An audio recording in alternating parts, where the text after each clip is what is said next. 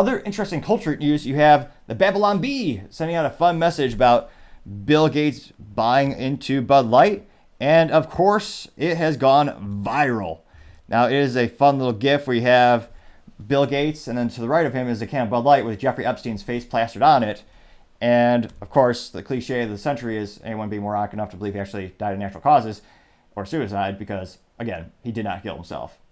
Multiple doctors have seen this, and there's so many coincidences like, oh yeah, both cameras just happened to not be working, and he was on suicide watch, and no one was watching him. And he was strangled in a way that you actually couldn't do that with rope. It was actually hands. But I digress to the 18 people who still believe he died of natural causes.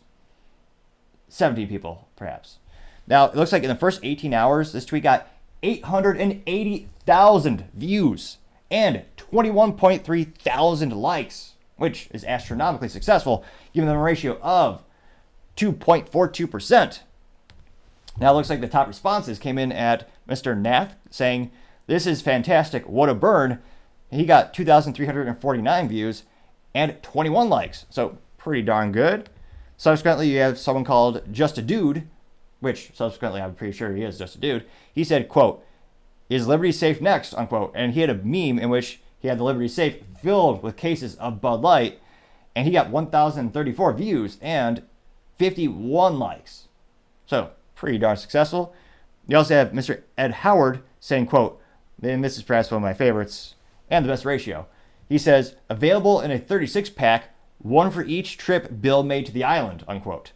They got 1,903 views and 71 likes, giving a ratio of 3.73%, which perhaps is also the most accurate and hilarious pun because Bill Gates, like many celebrities, he just happened to fly over to Epstein's island multiple times, where we recently, well, not recently, we found out it was almost, I was going to say one of the most, it was the most morally depraved, morally vacuous, disgusting places on the planet.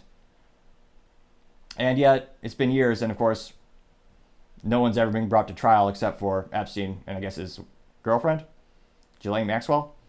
The only people to ever be prosecuted for human trafficking and other morally vacuous things that I dare not speak of, the only ones charged for it, and they had no clients apparently, even though he had tapes. The client list and the tapes just magically disappeared. Fascinating. Just fascinating. And you have Bill Clinton, I think he said something like, "Yeah, I only," and it's going to be terrible, I apologize in advance. I think Bill Clinton said, I only threw on his plane 26 times. The only win on Epstein's, I flew with him 26 times. Or something like that. Perhaps the worst, I might get an award actually, perhaps the worst Clinton voice in the past 10 years.